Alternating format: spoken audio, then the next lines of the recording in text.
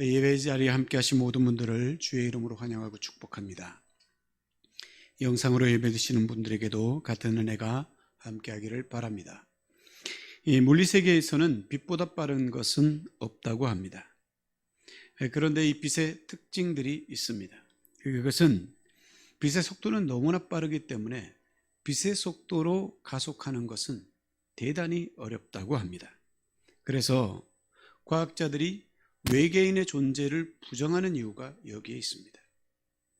영화에서는 너무나도 쉽게 구현되는 빛의 속도, 그러나 실제로 빛의 속도를 내려고 하면 어마어마한 에너지가 필요하답니다. 일례로 자동차만한 우주선이 있다고 가정합시다. 이 자동차 하나만큼밖에 안 되는 우주선을 빛의 속도로 가속하려면 에너지가 얼만큼 들어가야 되느냐? 태양계 전체를 다 에너지로 써야 한답니다. 그렇기 때문에 빛으로 왔다 갔다 하는 것, 그거는 공상 속에서나 가능하지 실제 세계에서는 불가능하다고 합니다. 그리고 또 한 가지, 빛은 생명을 살리는 능력을 갖고 있습니다. 생명의 에너지를 담고 있다는 뜻입니다. 우리 지구상에 있는 많은 생물들이 이 빛, 특별히 햇빛에게 그 생명의 에너지를 의존하고 있습니다. 이것은 사람도 마찬가지입니다.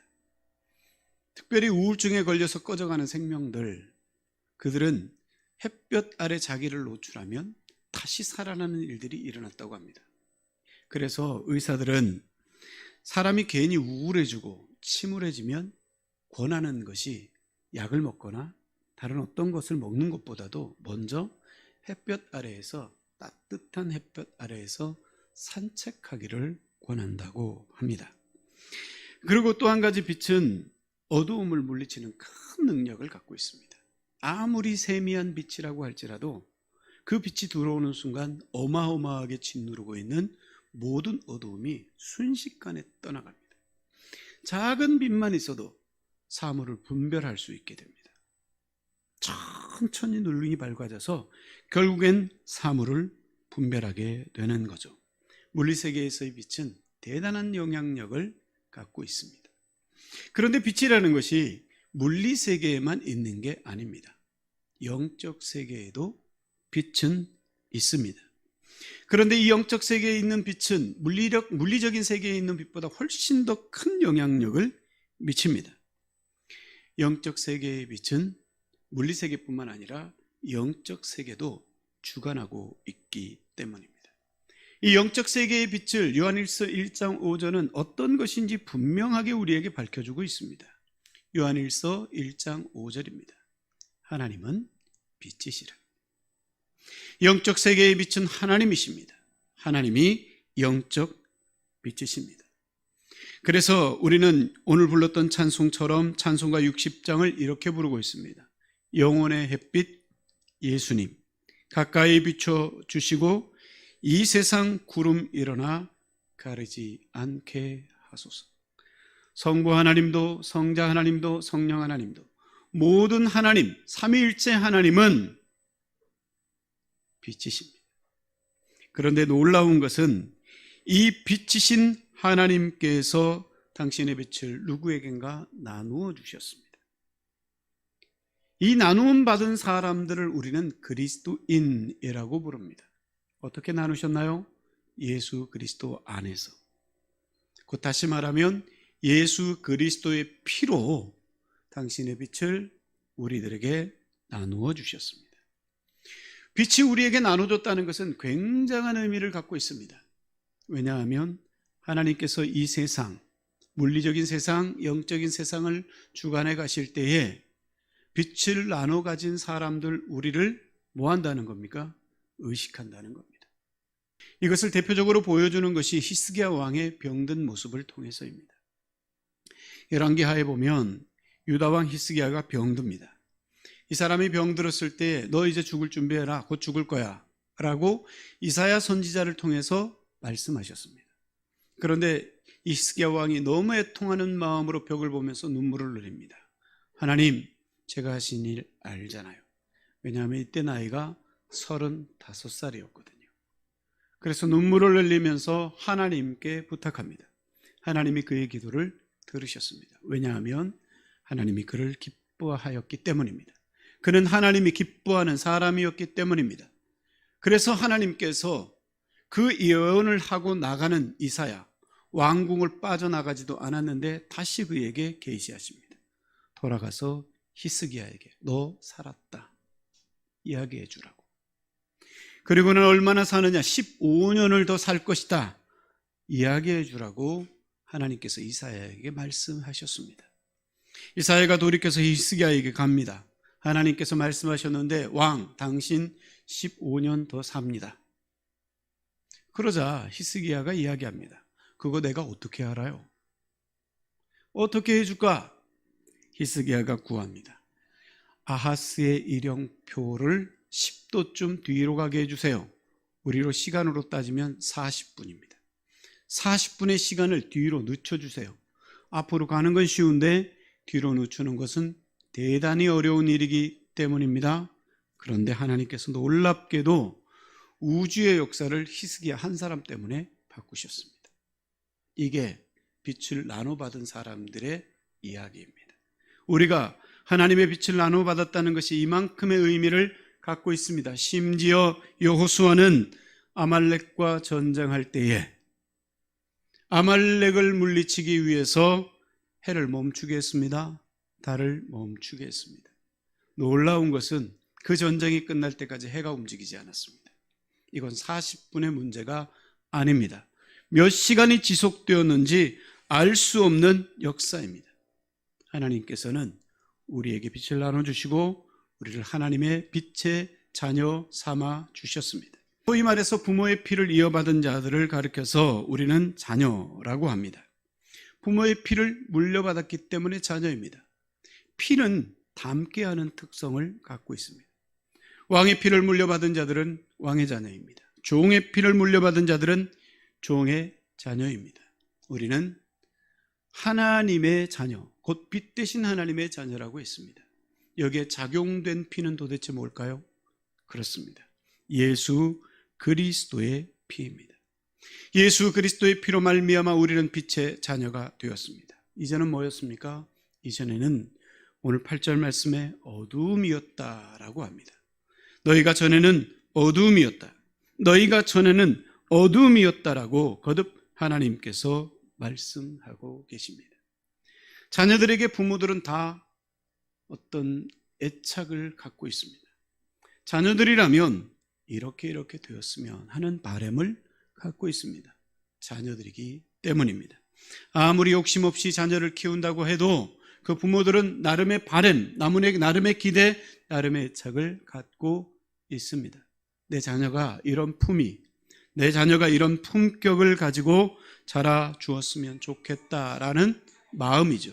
그런 생각들을 부모들은 가지고 있다는 뜻입니다. 그래서 도둑이라도 그 자녀들에게는 이야기한답니다. 너는 절대 도둑질하지 말아라. 이게 부모들의 바람이고 이게 부모들의 소망인 것입니다. 하나님도 빛의 자녀된 우리들, 예수 그리스도의 피로 말미암아 빛의 자녀된 우리들에게 바람을 갖고 계십니다. 소망을 갖고 계십니다. 애착을 가지고 계십니다. 어떤 바람일까요? 오늘 말씀은 그것을 분명하게 가르치고 계십니다. 9절 말씀입니다.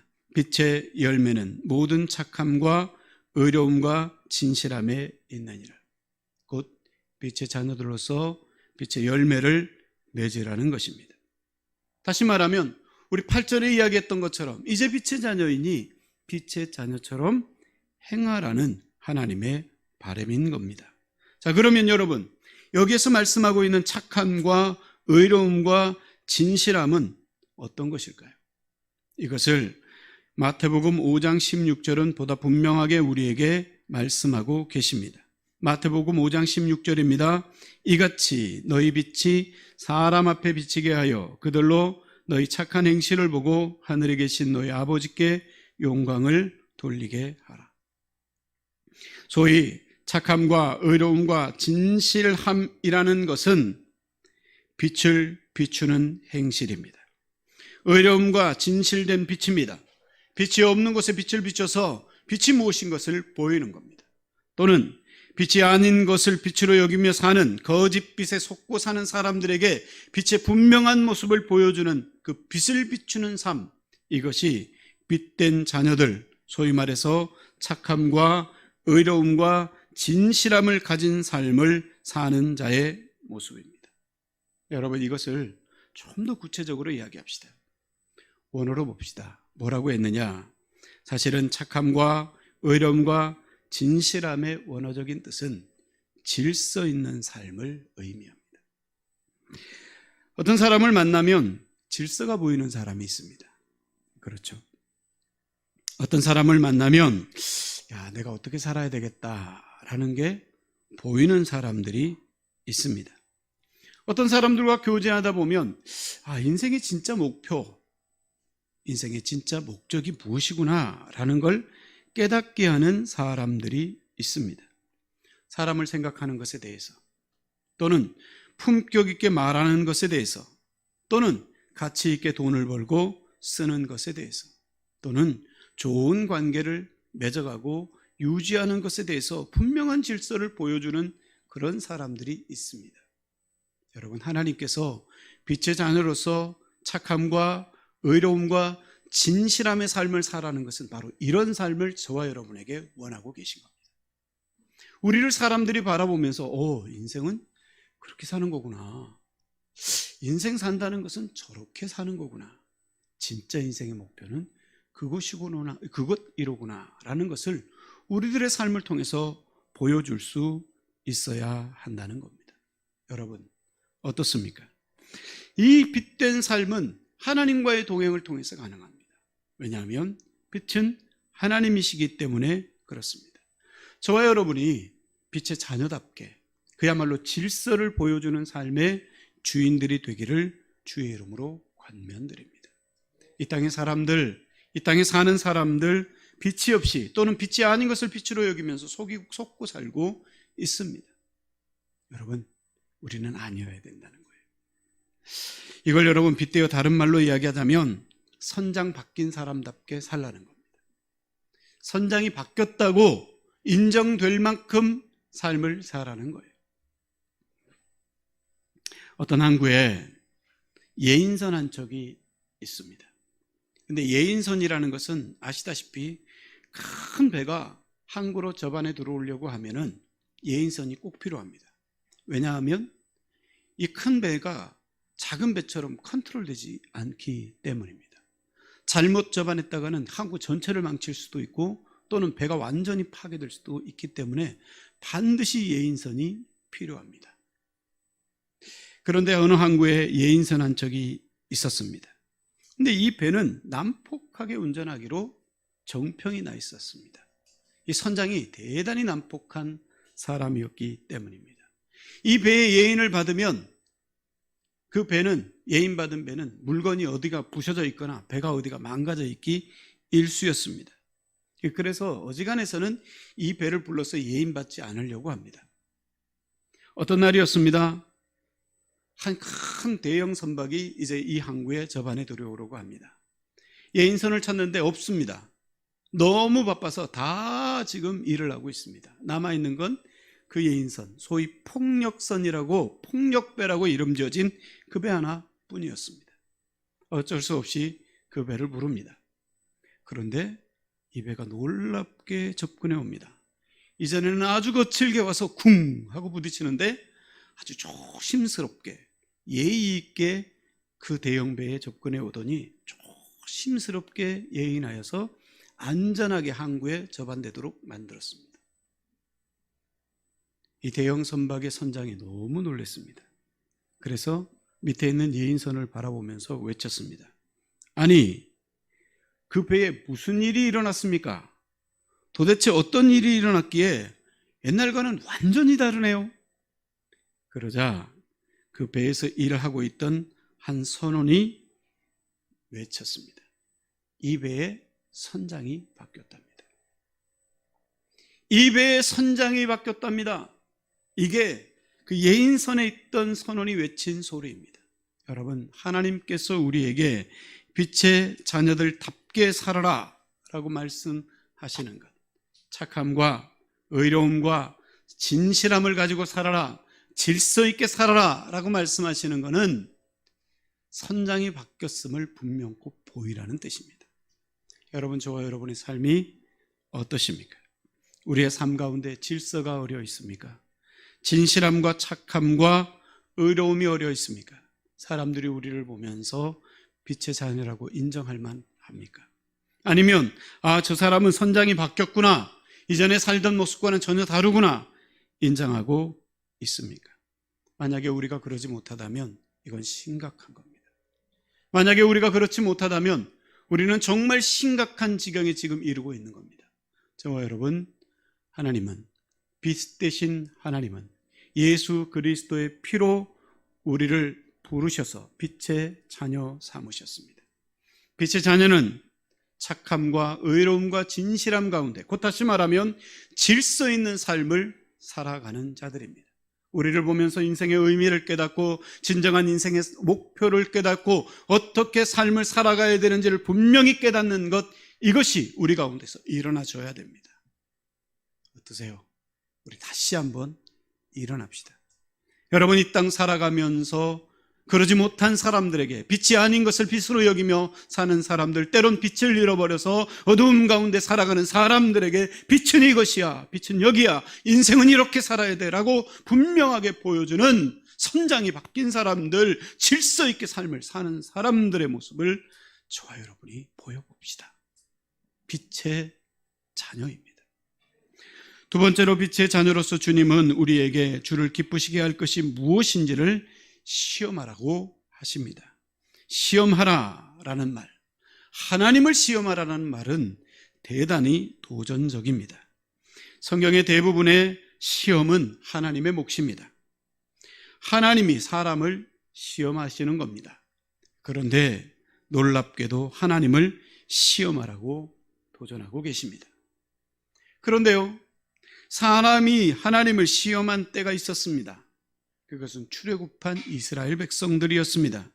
그들은 마라에서, 무리바에서, 가데스바네아에서, 신광야에서 하나님을 시험했습니다. 그들이 하나님을 시험할 때는 꼭 범죄할 때였습니다. 그들이 범죄할 때 하나님을 시험했던 겁니다. 그래서 시편 78편과 106편은 그들의 실상에 대해서 정확하게 고발합니다.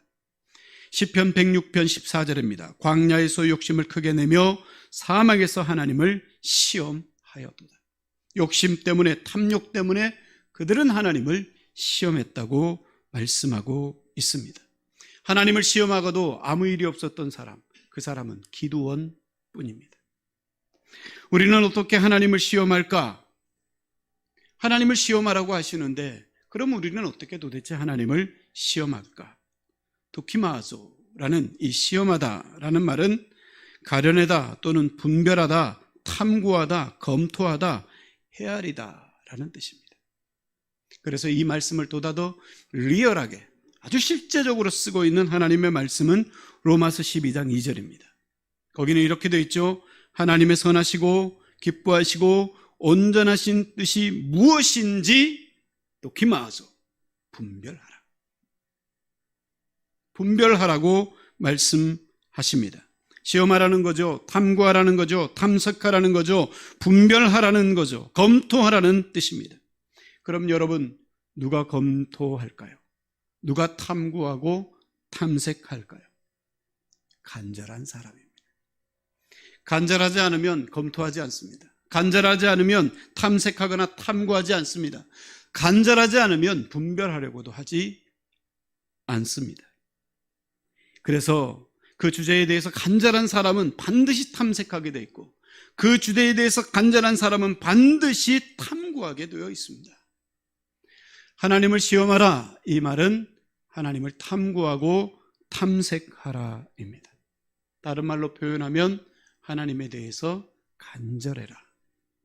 이게 하나님을 시험하라라는 말씀의 또 다른 해석일 수 있습니다. 그러면 여러분, 우리 삶에서 우리가 간절할 때 혹시 있으셨나요? 이 간절함의 끝판왕을 지금부터 소개해 드리겠습니다.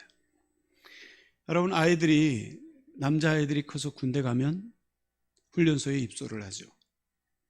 그러면 퇴소할 때 되면 부모님들이 면회를 갑니다. 어떻게 가십니까? 다 경험 있으시죠?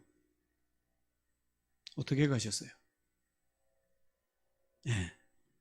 어마어마한 탐색 능력과 탐구 능력과 간절함을 가지고 면회를 가십니다. 요즘 훈련소 주변에 가면 펜션이나 민박집이나 음식점, 굉장히 좋은 음식점들이 많습니다. 이유는 매주 퇴소를 하기 때문입니다. 매주 퇴소를 하니까 그 부모들, 그 친지들을 겨냥한 사업체인 겁니다. 그런데요, 아이들이 훈련소에 입소를 딱 해보십시오. 어떤 일이 벌어지나요? 먼저는 소위 단체 카페가 생깁니다. 그래서 그 부모들이 거기에 가입을 하면 거기서부터 활동이 시작됩니다. 첫 주엔 뭘 하고, 둘째는 뭐 하고, 셋째 주는 뭘 하고, 넷째 주는 뭘 하고, 퇴소할 때는 어떻게 하며, 아이들이 퇴소식에서 가장 먹고 싶어하는 것은 어떤 것이고, 또 아이들에게 있는 그 곰신들, 혹시 곰신이 뭔 줄 아십니까? 고무신들입니다. 거꾸로 신지 않은 그 고무신들을 어떻게 관리하며 대우할 것인지에 대한 것까지 아주 상세하게 기록되어 있습니다. 그래서 놀라운 것은 이미 군대 생활을 마치고 온 아버지들보다 어머니들이 훨씬 더 많은 정보를 알고 있습니다. 그리고 첫 면회지는 어디가 좋으며 무엇을 먹여야 되고 애를 몇 시간을 재워야 되며 몇 시까지 깨워서 다시 돌려보내야 되는지까지 아주 상세하게 기록되어 있습니다. 거의 탐구와 탐색, 간절함의 끝판왕들입니다. 우리는 하나님께서는 우리 보고 야 하나님을 시험해 라고 했을 때 이 정도의 마음 갖고 있으라는 거예요. 맞죠? 하나님에 대해서 간절하라는 겁니다. 그런데 현대교회가 너무 아픕니다. 현대 안에 교회가 너무나도 많이 병들어 있습니다. 왜냐하면 하나님에게 대해서 간절한 사람들이 거의 없습니다. 우리 세종 방주교회 교우들 빼고는. 왜 아멘을 안 하십니까? 세종 방주교회 교우들 빼고는 하나님에 대해서 간절한 사람들이 많이 없습니다. 하나님에게 대해서 관심이 없습니다. 대신에 세상 돌아가는 일들에 대해서는 아주 촉각을 세우고 누구보다도 간절한 모습을 가진 것. 이게 요즘 교우들의 모습입니다. 하나님에게 대해서는 관심이 없습니다. 하나님을 이야기하면 부담스러워합니다. 나 그냥 놔두세요. 우리의 소망은 다른 곳에 있습니다. 하나님에 대한 관심을 가지고 있는 것 자체, 가지라는 것 자체가 너무나도 부담스럽기 이를 데 없습니다. 그리고는 믿음 생활을 하는데 땜빵, 적당히 땜빵식으로 신앙생활을 하는 겁니다. 이게 현대교회가 가지고 있는 아픔이에요. 이게 현대교회가 가지고 있는 비애입니다. 우리를 다른 성경에서는 그릇이라고 했습니다. 톡이라고, 하나님은 토기장이고 우리를 빚는다고 했어요. 그런데 우리 하나님에 대한 톡이 된 우리가 여기저기 땜빵으로 가득해요. 그럼 그 그릇 제대로 쓸 수 있을까요? 그거 하나님이 빚었다고 이야기할 수 있나요? 여러분, 우리는 더더욱 아니기를 소망합니다. 그야말로 하나님 안에서 하나님의 빚된 자녀로서의 온전한 모습, 하나님을 검토하고 하나님을 검색하고 하나님을 탐구하고 하나님을 탐색하여서 정확하게 분별할 줄 아는 진짜 살아있는 하나님의 사람들, 빛의 자녀들 되는 저와 여러분이시기를 우리 하나님이 지금 원하고 계십니다. 세 번째, 빛의 자녀로서 우리에게 하나님이 원하시는 것은 열매 없는 어둠의 일들을 책망하라고 하셨습니다. 11절 말씀입니다. 너희는 열매 없는 어둠의 일에 참여하지 말고 도리어 책망하라. 그런데 이 책망하라는 이 단어를 폭로하라 또는 드러내라 라고 번역하는 것이 보다도 원문에 맞습니다. 그래서 새번역 성경과 공동 번역 성경은 이렇게 번역하고 있습니다. 여러분은 열매 없는 어둠의 일에 끼어들지 말고 오히려 그것을 폭로하십시오. 하나님의 자녀된 우리에게 어둠의 일을 폭로하랍니다. 자, 그러면 우리가 어둠의 일을 어떻게 폭로할까요? 왜 폭로할까요? 먼저는 우리는 어둠의 일이 무엇인지를 먼저 보아야 합니다. 그 어둠의 일이라는 것은 12절의 말씀처럼 말하기도 부끄러운 것입니다. 은밀하게 숨어서 행하는 것들입니다. 불순종의 아들들 가운데서 벌어지고 있는 일입니다. 하나님을 거역하고 하나님이 통탄해야 하실 만한 일들, 이것이 바로 어둠의 일입니다. 죄악이 가득 차서 더 이상 희망이 없을 것 같은 그 모습으로 나락의 가운데 떨어져 있는 그 모습, 그게 바로 어둠의 일입니다. 성경 안에서 소돔성이 그러하였고 기브아성이 그러하였습니다. 우리가 사는 이 사회는 어떨까요?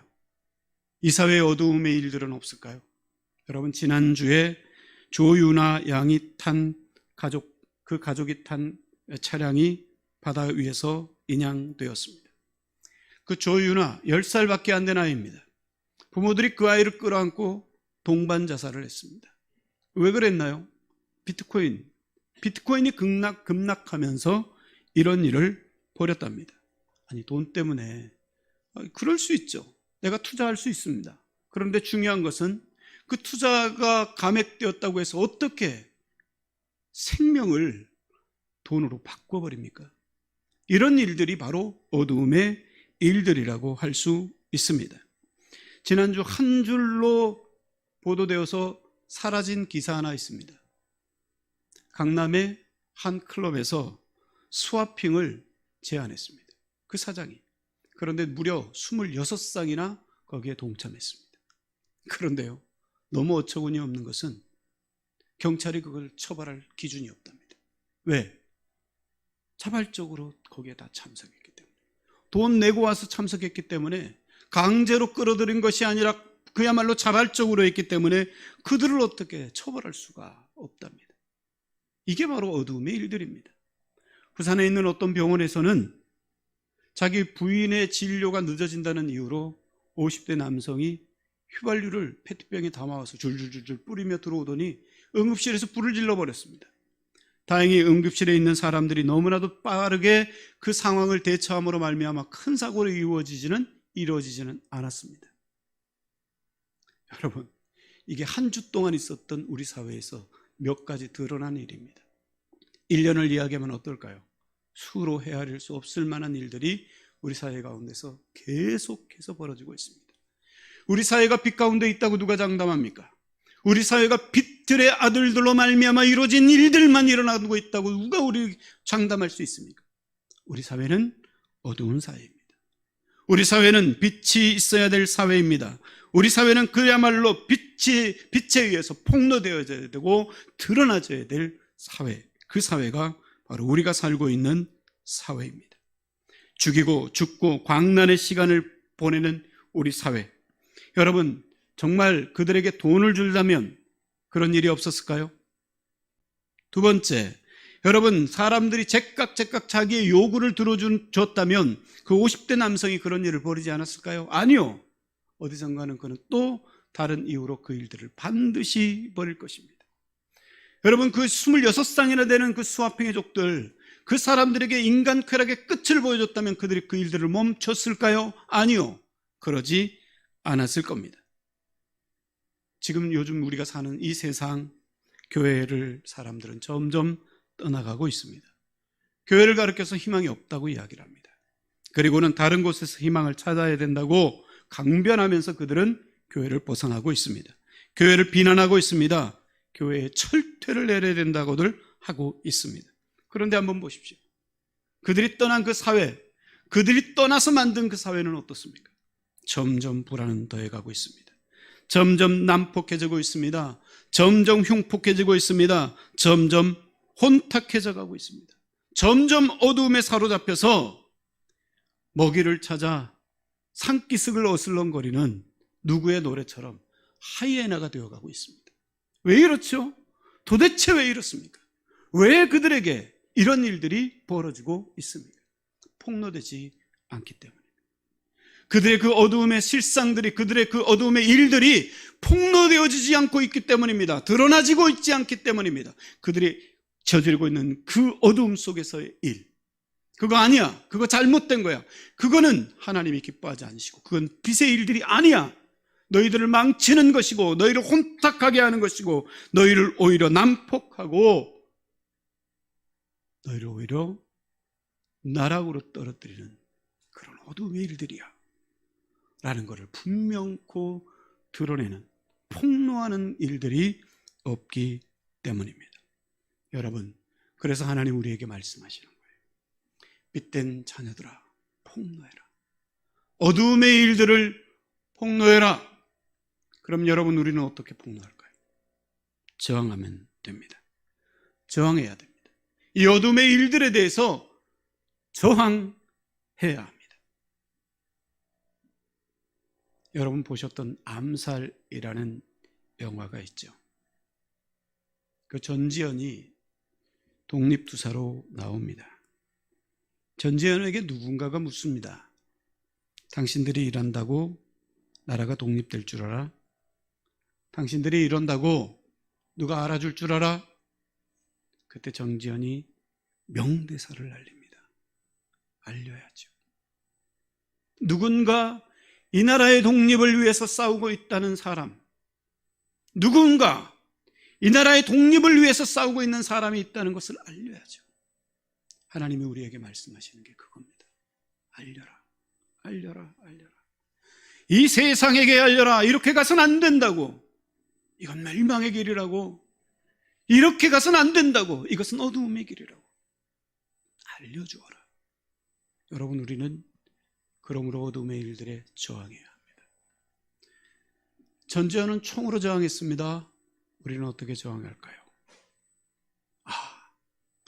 저렇게 사는 사람도 있구나 라는 걸 보여주어야 합니다. 저를 따라 하실까요? 저렇게 사는 사람도 있구나. 아멘. 이게 저항하는 겁니다. 이게 어둠에게 저항하는 겁니다. 이게 멸망하는 세상에게 저항하는 겁니다. 희망 없이 난폭해져가고 무너져가고 혼탁해져가는 세상에게 저항하는 겁니다. 어떻게 살아야 되죠?